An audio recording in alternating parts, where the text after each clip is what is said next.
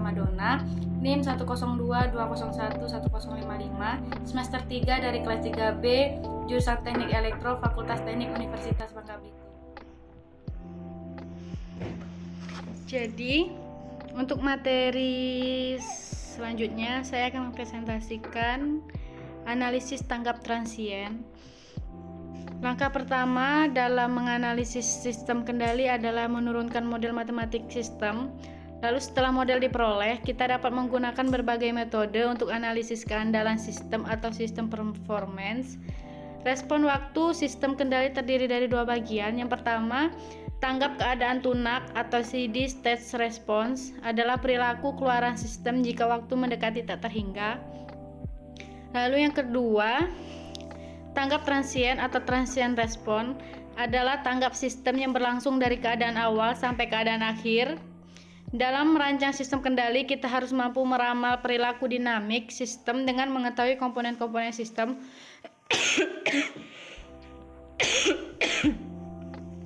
Lalu, karakteristik perilaku dinamik sistem kendali yang paling penting adalah kestabilan mutlak yang mencirikan bahwa sistem stabil atau tidak stabil. Ini merupakan contoh soal dari analisis tanggap transien. Tanggap total Y T dari persamaan diferensial D pangkat 2Y per DT pangkat 2 plus 3 DY per DT plus 2Y sama dengan 1. Dengan kondisi awal Y 0 sama dengan 0 dan DY per DT. Tentukan tanggap keadaan tunak dan tanggap transiennya. Dengan memasukkan kondisi awal, maka dapat dihasilkan kayak gini, maka diperoleh C1 sama dengan 1 dan C2 sama dengan min 1, sehingga diperoleh persamaan YA T sama dengan E pangkat min T dikurang E pangkat min 2T. Tanggap dipaksa forced response atau integral atau konvolasi. Jadi ini. Lalu selanjutnya, ini sudah dapat jawaban dari soal yang di atas. Lalu fungsi tanggap impulsa. Fungsi Ali GS sama dengan YS per XS, di mana XS adalah transformasi Laplace masukan dan YS adalah transformasi Laplace keluaran. Dapat ditulis YS sama dengan GS XS, yaitu perkalian dalam domain kompleks ekuivalen dengan konvolasi dalam domain waktu. Transformasi Laplace balik adalah integral konvolasi berikut. Lalu fungsi tanggap impulsa merupakan tanggap sistem linear terhadap satuan impulsa apabila keadaan awalnya 0. Lalu sistem orde pertama. Tinjau sistem orde pertama yang secara fisik dapat berupa rangkaian RC atau sistem termal. CS per RS sama dengan 1 per TS plus 1. Analisis respon terhadap masukan-masukan berupa satuan tangga, satuan ram, dan satuan impulsa. Ini yang merupakan blok diagram sistem orde pertama, dan ini blok diagram sistem yang disederhanakan. Lalu tangga-tangga.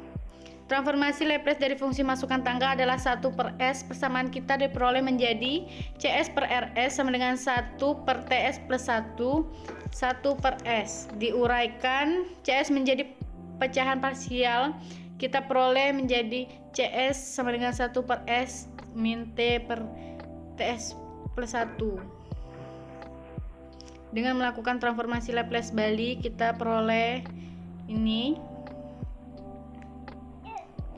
Lalu kesimpulan dari tangga-tangga yang dihasilkan: transien pendek, tidak ada osilasi, overshoot kecil, tidak ada kesalahan keadaan tunak atau steady state error.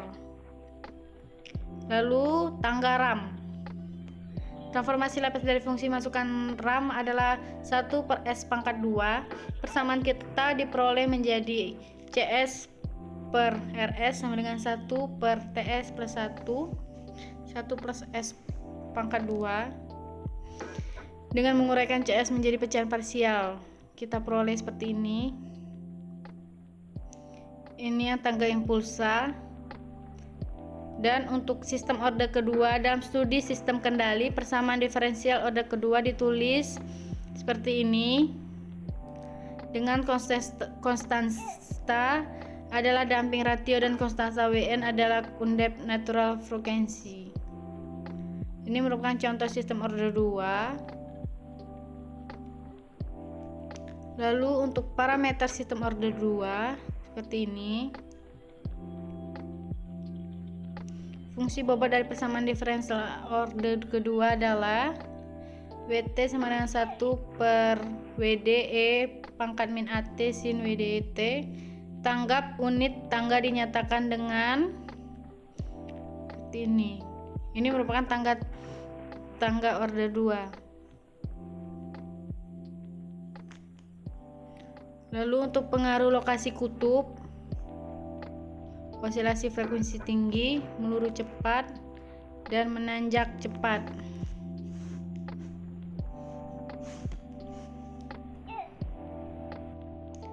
Jadi untuk pengaruh lokasi kutub, ini merupakan contoh gambar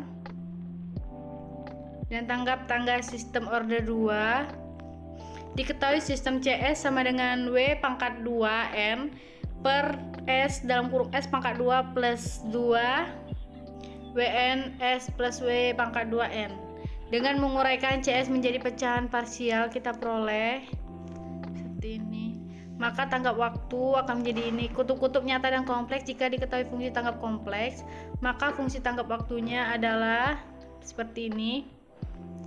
Bentuk umum dari fungsi tanggap waktu. Ini untuk soal. Lalu spesifikasi tanggap transient. Tanggap transient sistem kendali sering menunjukkan asilasi terendam sebelum mencapai keadaan tunak.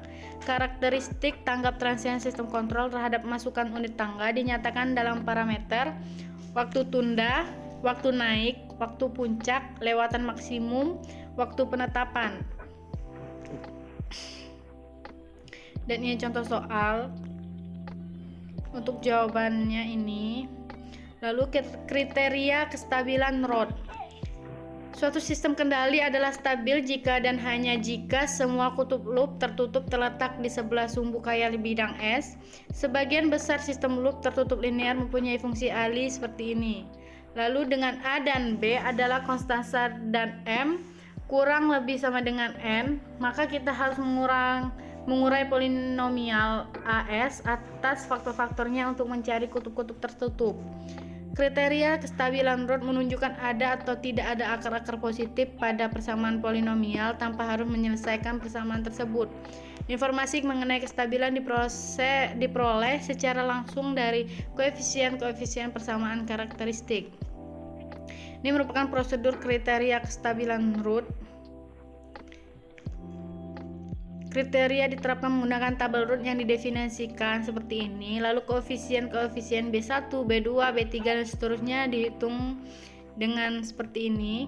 Lalu syarat perlu dan cukup bahwa semua akar-akar persamaan berada di sebelah kiri sumbu khayal bidang S adalah bahwa semua koefisien persamaan harus positif dan semua suku pada kolom pertama dari susunan tersebut harus bertanda positif. Ini merupakan soal untuk materi ini. Lalu sekian presentasi dari saya mengenai materi yang berjudul analisis tanggap transient. Bila ada kekurangan dan kesalahan saya mohon maaf. Saya akhiri, wabillahi taufik wal hidayah. Wassalamualaikum warahmatullahi wabarakatuh.